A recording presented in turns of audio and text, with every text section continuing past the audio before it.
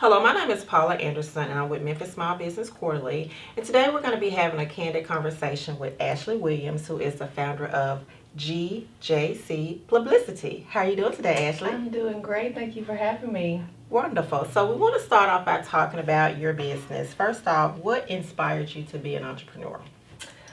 So it kind of happened by chance. If you asked me, if you met me 10 years ago and said, oh, you want to be an entrepreneur, I would say no. I never wanted to go into business for myself. Okay. But I do believe that nothing happens by chance. So I pay a lot of attention to circumstances just in my personal life. So when I started my company in 2016, it was at the same time I had relocated to Seattle, and I was calling this, this total start over. I quit my job. I was going to go into PR. And I was reaching deep into my networks, as a lot of people do, to try to find opportunities. And I kept getting the same response. Well, I don't have anything full-time right now, but I do have this little freelance project if you could just work on this. And I went through that for about 3 months, I would say, until I started to step back and speak with my parents and my friends and say, what do you think this means? What are your thoughts? And one of my best friends is an entrepreneur, and she was like, Ashlei, I never said it to you, but you've helped me with some things on the side, and I think you have the leadership capabilities to do it. Just because you never wanted to, I don't think you shouldn't consider. And she was like, you can always start. Okay. This was in the fall. She was like, maybe you do it to the end of the year, and then we start back up when the year starts. So. Got my LLC, came up with the name, and the rest has been history. I never went back. Okay, so did you start local first, or did you branch out into other cities? I actually started, it would be considered national because I used cities that I already lived in. So that person I mentioned, she was in Chicago, so she was one of my first clients. And then a classmate, I went to school at Spelman in Atlanta. Okay. And so an Atlanta client, so actually permeating Seattle was way harder than tapping into the other cities where I lived. Okay. Well, and that's kind of how entrepreneurs actually become entrepreneurs. There's not an industry where they're able to, I would say, get fit into, and so they have to step outside and create their own opportunities. So how has that been seeking new clients for you? Well, a lot of entrepreneurs, and I guess this was me being very naive, I assumed, people's days were spent going out and trying to search down clients and find new clients, and everybody would say, no, a lot of my clients are referrals, and I didn't really understand what that meant until now, because I would say 95% of my clients since I started have been referrals. I've done RFPs and responded, but a lot of my clientele is through networks, or clients that I work with, and then they make a referral to a friend or someone else. So it's actually been great. It's one of the beautiful things that I love about a city like Memphis, which is full of networking opportunities. If you just put yourself in the space or in the room or in the organization, a lot of the opportunities come naturally. Okay. So tell us about some of the industries that you work for. You don't have to necessarily name your clients, but just some of the industries. So all over, a lot of beauty clients, so hair care, general wellness, spas, a lot of, I guess I would say, one is what you would consider, I guess, food and beverage, but she also falls into the wellness category as well. I work for other agencies, so other communications agencies that just want to build up their content. I work with them also. That's also actually a large part of my model, I would say, working for other communications, marketing, and PR agencies. So you're a subcontractor? Or? Definitely a subcontractor on larger projects. I think I've covered that. The two main ones have grown to be, and I work with a lot of women-owned brands, so the two main ones have grown to be wellness, beauty, and sometimes, because in my former life I did work for B2B in the trade, so I do get some technical kind of tertiary plumbing, electrical, people who need content written also.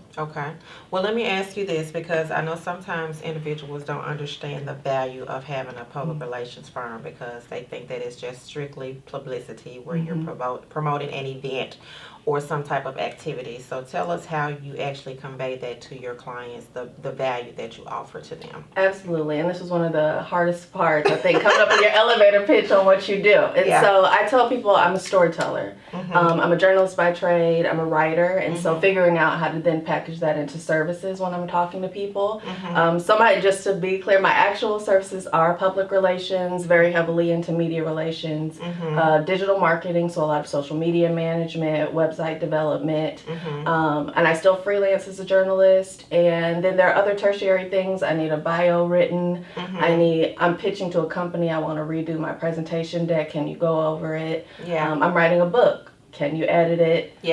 So it's really anytime there's a narrative or a storytelling aspect, I'm normally the person that's good to call on. Okay. So you are classified as a millennial, right? Yes, I am. Okay. So how has it been? Because I'm sure that some of your companies are not millennials in terms of the demographic. So you probably had to work with companies that have Generation X and also maybe baby boomers. So how has that transition been working with another generation?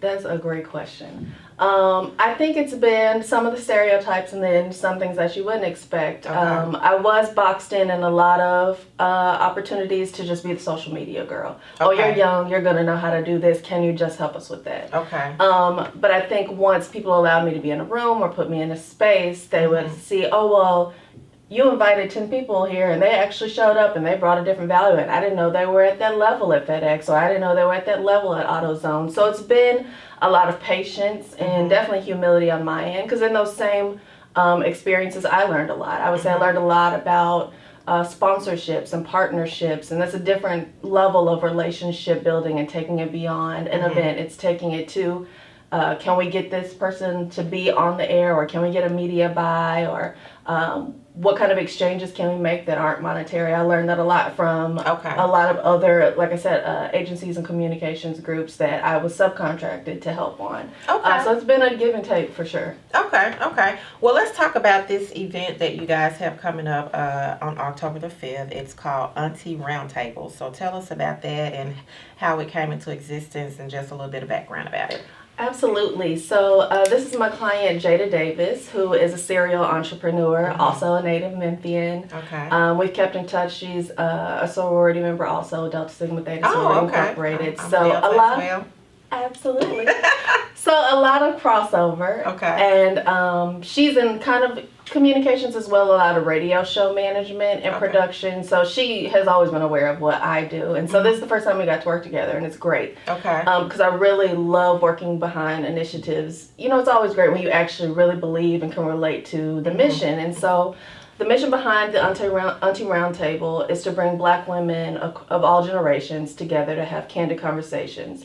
The conversations you probably sat in a room with your grandmother or your aunt, and you were going through it, but you either thought they had never experienced it or you didn't want to talk about it. So she has a panelists from health and wellness to education to business and entrepreneurship.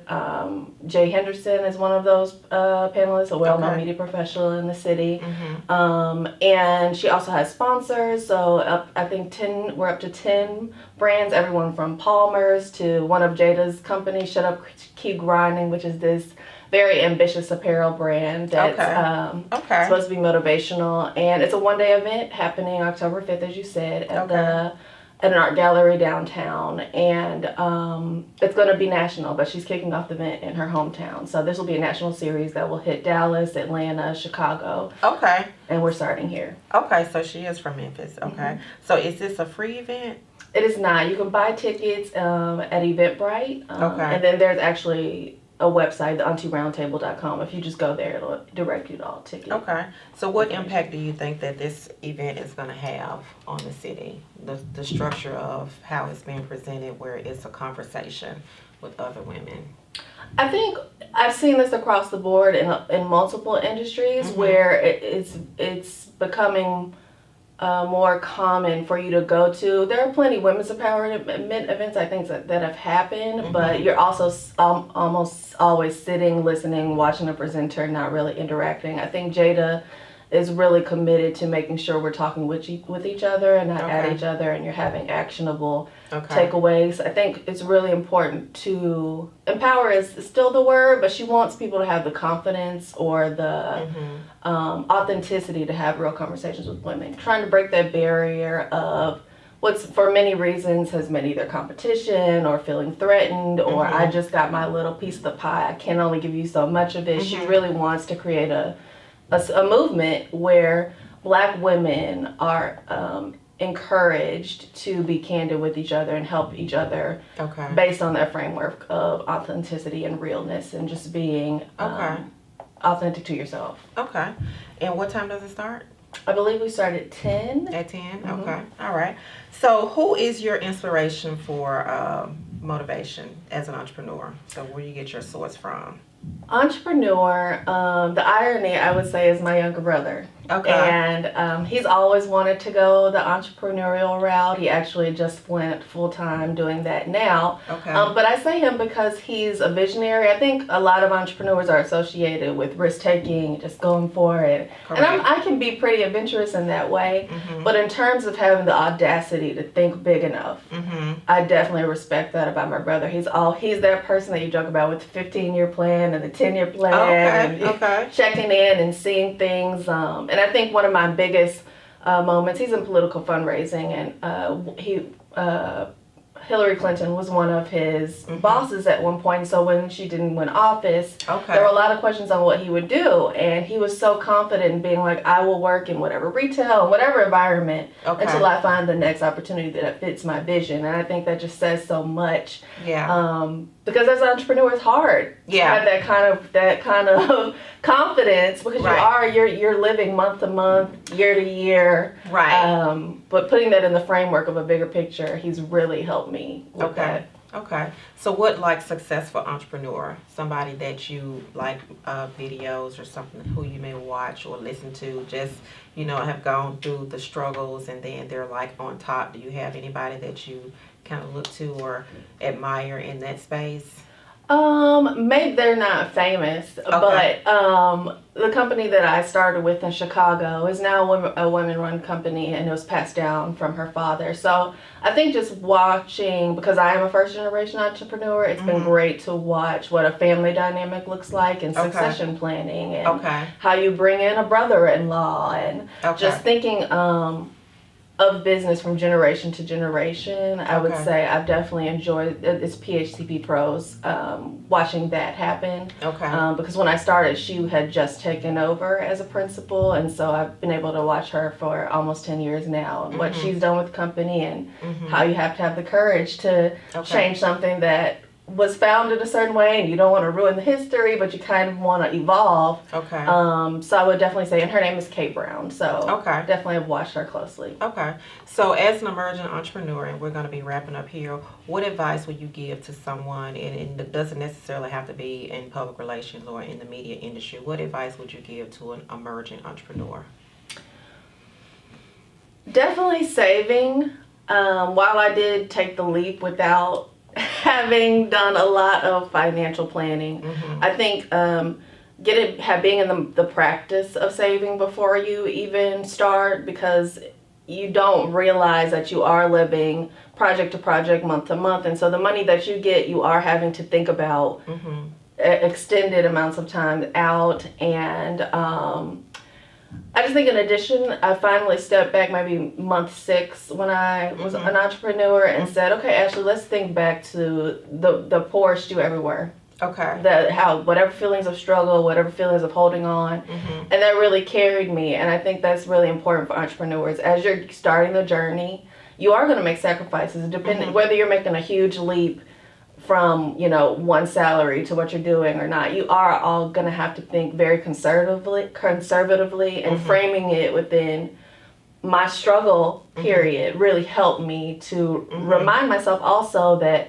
you weren't always at this level, you weren't always at this stature, and the things that you value are just things when you're trying to promote the mission and the vision of your company. All right.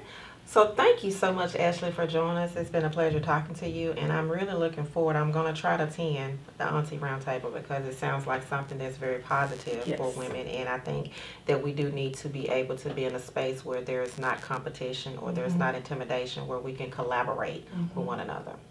All right. Thank you. Okay.